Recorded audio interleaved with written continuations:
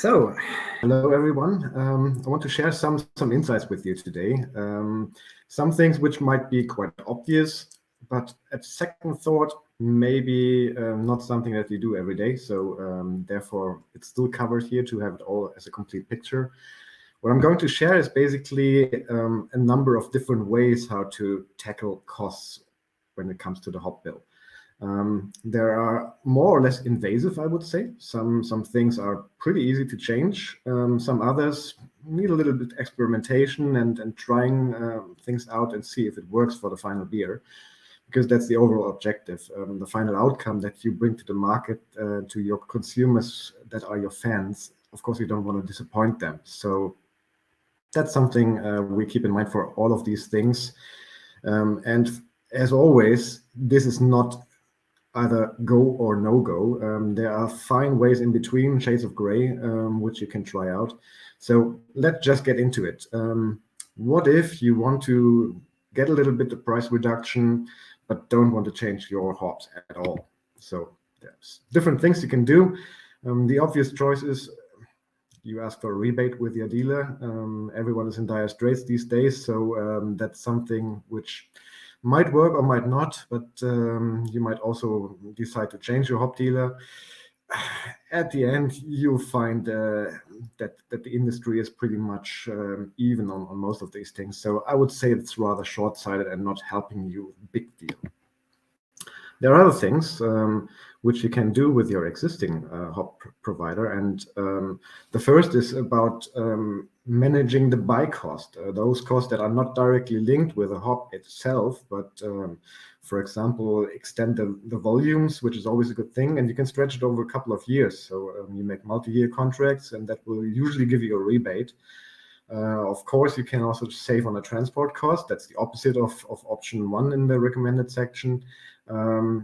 Most of the products that are sold have a shelf life of a couple of years. So you bundle that if you have storage capacity, and it's not more expensive than the cost savings on transport. It might be a good idea, especially with the transport industry these days being in total mess with all the delays. Might be a safe bet anyway to stock up on some of the essentials that you need. Most of the pellets that you might be using have a shelf life of up to 5 years anyway. So that's something which also opens up the option to go for some of the previous harvest seasons, which are in stock with some of the hop suppliers. So you might actually strike a good deal getting the same hops you liked, but not from the current harvest, but getting something which was there in the past. But that's only going to take you so far, of course. There's another way which is very close to keeping up with the same kind of products that you're using, considering that you might be using mainly pellets.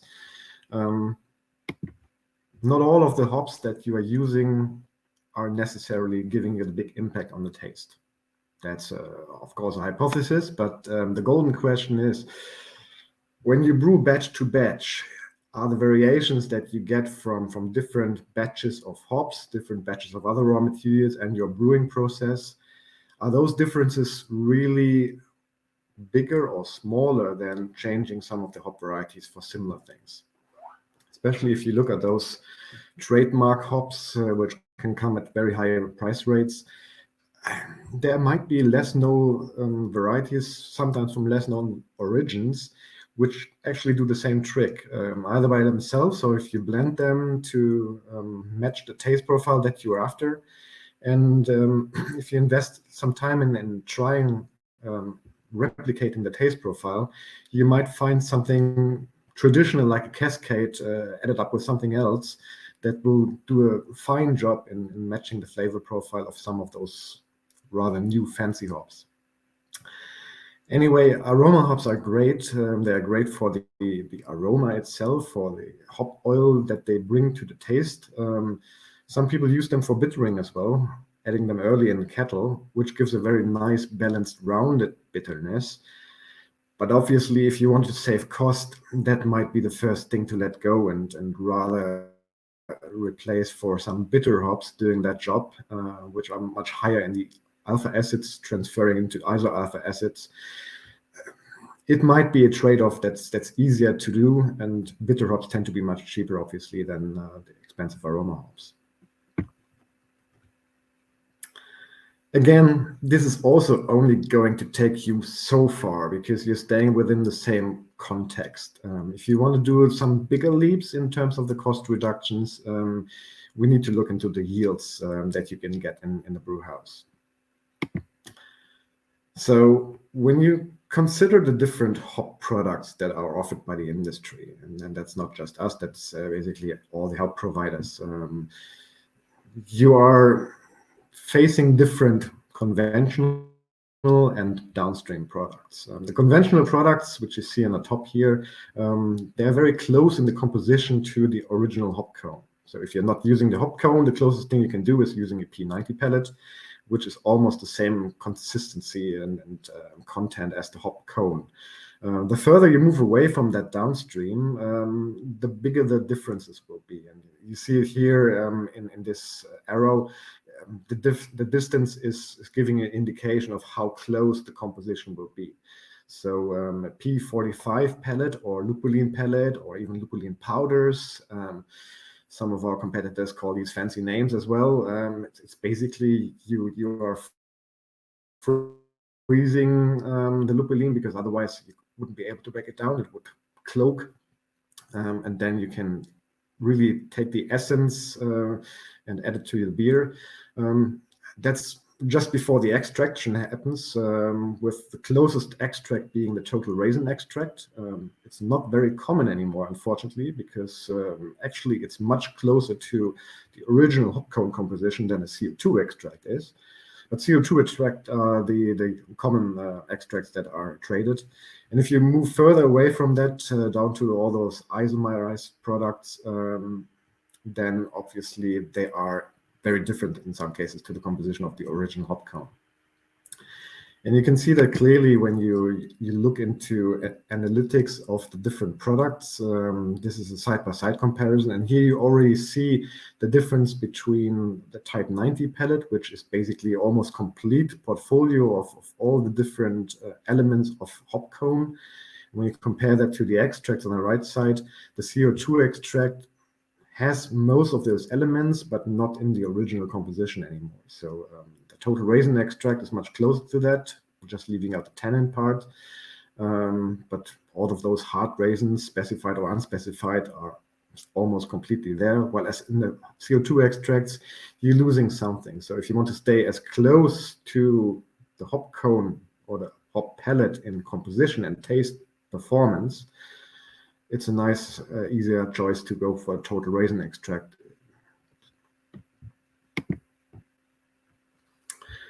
So which takes us to a ranking of those different options, considering you start with a P90 pellet. And this ranking is by cost. So if you want to go from a P90 and go a little bit more downstream and save cost, you can go for a P45 or lupulin pellets or lupulin powder as well. It will have a better cost in use for you. The price is higher, yes, but the yield in your brew house will be higher. And the same goes for the CO2 extract and the total raisin extract. And now you see something which is rather strange or odd, maybe. You have position number 2, the CO2 extract, and the total raisin extract only following. The total raisin extract, remember the picture before, was closer to the P90 in terms of the composition, yet price-wise, it's cheaper than something which is further away, which is the CO2 extract. Background of this is simply, if you do a CO2 extract, you usually do it by first compressing the hop into a pellet and then do the extraction, which is a process step that costs money, obviously. Whereas when you do the total raisin extract, which is an ethanol-based extraction, you're starting with a hop cone, so you're eliminating one process step, and that makes it much more cost-effective overall. The ethanol, don't worry, it won't appear in your final product because it's removed. The final content of this extract is 0.0% alcohol. So if you use that in your beer or in your wort, there's nothing going to transfer into the beer finally. But again, also this is only taking you so far. It's already giving you cost reductions of 10 to 20%, I would say, when you look into the cost and use. But the bigger step is when you do pre-isomerization. And the simple reason for that is that pre-isomerized products have a much, much higher yield than whatever you can achieve in the brew house. If you compare the boiling time and the transfer rate from alpha acid to iso-alpha acids, which is what you are after, you can see here in the graph that the isomerized products, iso pellets or the isomerized kettle extract, are much quicker in the conversion to iso or in the release of iso into the wort.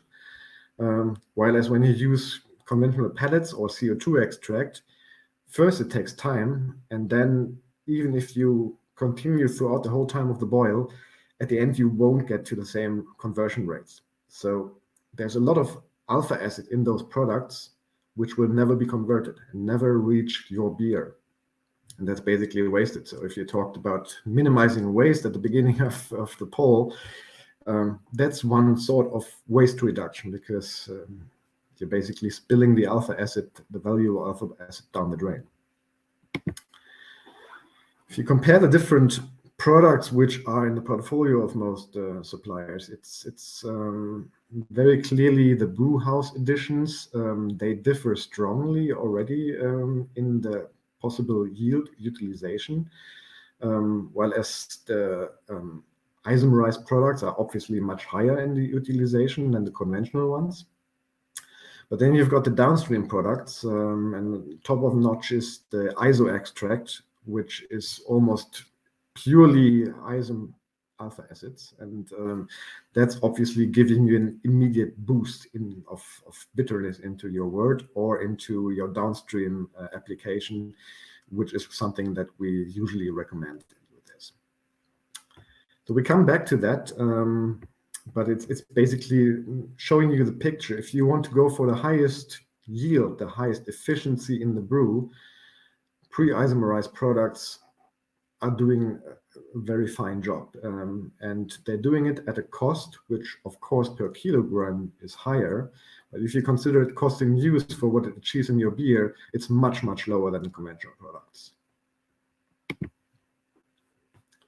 So to complete that ranking, call it level 2 of pre-isomerized products, if you switch from the traditional P90 pellet, the lowest invasion is the iso pellet. So you basically have the alpha acid which was in the pellet is pre-isomerized, but you get the same kind of goodies that you expect from a pellet. You have that in there, you have troop formation and all of this. If you want to go a step further, you can go into the IKEs, the isomerized kettle extracts, which are basically the brewhouse editions to give you very quick bitterness boost, and with all the associated benefits. It can shorten your boiling time considerably if you don't want to have your malt boiling for a longer time. And then if you go the furthest, you end up with the iso extract, which is something that we usually use only up to 30%. So you wouldn't get all your IBUs in the beer just coming from the iso extract, but you basically take it to leverage it at the end and fine-tune your IBU with an iso extract. And you can use it basically prior to filtration, as when everything is basically done. Which takes us, again, one step further. There's a lot of value in hops, and if we want to reduce waste, as you indicated at the beginning, then there are separate ways. Hops is a versatile wonder. It's basically good for so many different things, and when you look into what it does for the beer, I mean, that's something you all know. Why does it do that? Well, it's basically down to the composition of the hop, and the lupulin is specifically in it, which has the raisin part, which gives you the bitterness, and the hop oil part, which gives you the aroma. The problem is they always come together. So there's no way to separate those two in the brew house. There are separate tactics that you can apply to basically try and get one more than the other. But when you do that, you're wasting that other. So in the brewery, they always come together. You can help yourself by doing different additions. So the earlier you add a hop cone or a hop pellet, the more bitterness it will bring, but you lose a lot of the aroma, which is just vaporized and boiled off. When you add the hop late, you get a very nice aroma boost, but not so much of the bitterness, because there will be no transition from alpha acid into iso-alpha acid anymore.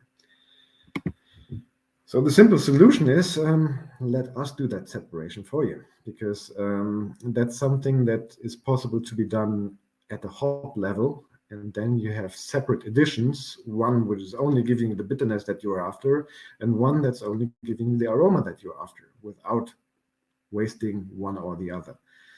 It will boost your cost and performance efficiency massively, because it's really something that allows you to cut down waste down to basically nothing. Of course, there will be some still, but it's a much better performance rate.